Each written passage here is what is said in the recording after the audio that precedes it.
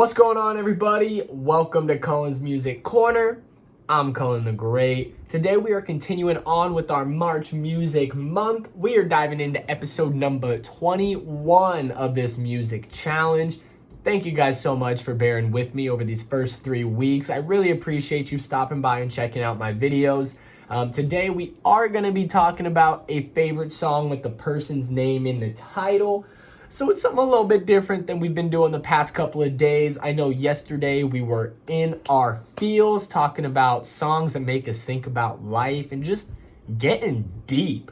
Well, today, a little bit easier prompt. We're just going to be talking about a favorite song with the person's name in the title. So basically today I have 2 different songs that I'm going to talk about.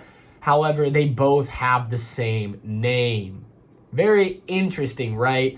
So the first of 2 is going to be Caroline by Amine. Love that song. And of course, number 2, what video about music would this be if I didn't mention Sweet Caroline and we're talking about names and songs? I mean, come on.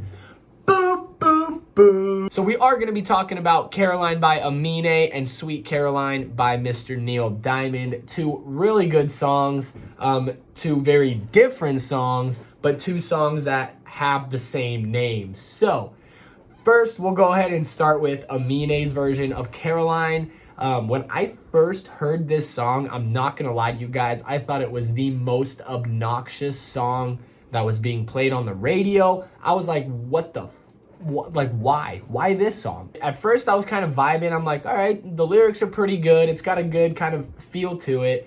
But the hi-hat pattern in the song drives me absolutely insane. And Amine is one of those artists who his instrumentals are always very extravagant, for what I like to say. I know his song Red Mercedes, which I believe was the follow-up to Caroline, also had a really annoying kind of like car alarm going off in the background. So he is known for having very distinct sounds in his instrumentals, and this was one of them that eventually it did grow on me, but at first I was hating on the song so hard.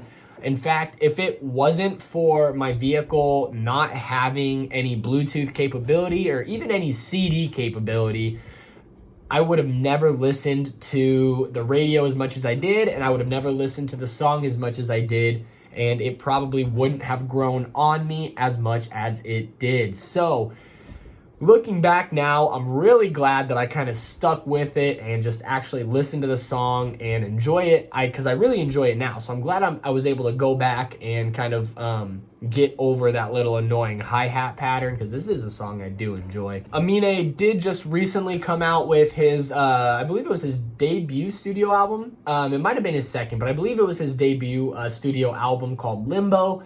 And it was phenomenal. Bunch of really good songs on there. One of my favorites, favorite Amine songs, Woodlawn, is from that album. So if you guys haven't heard it, definitely go check it out. I can see so much growth as a musician from Caroline to Limbo. It was just a whole world of a difference. So keep doing what you're doing, Amine. I am a big fan. Even though you got some annoying stuff in your beats, I got over it, and eventually I might get over Red Mercedes too, but we'll see. That kind of brings me to number 2, Sweet Caroline. Like I mentioned earlier, what video talking about names in songs would this be if I didn't mention Sweet Caroline? Literally one of the most popular songs in the world, I guess. I don't know. At least where I'm from, it's one of the most popular songs in the area. Anytime it comes on, there is not a single soul in the room who is not screaming along to the song, especially when that chorus drops. It is just so notable, so noticeable, and just something that's really easy to listen to, and you can really play it anywhere. Like we play it at work, at my coffee shop. I listen to it with friends at parties. I listen to it by myself in the car. It's really like a versatile song that can be played anywhere, and I think that's why it's such a good song. it actually did peak at number 3 on the Billboard US 100, as well as peaking at number 2, which was the highest chart that it did reach, but peaking at number 2 on the US Easy Listening chart as well. So this song saw a bunch of commercial success when it was first released and has continued to see that success since its release date. So, I mean, you can see why. It's just a really good song. Kind of funny, a lot of people have been wondering since the song was first released, who is this sweet Caroline that Neil Diamond is talking about?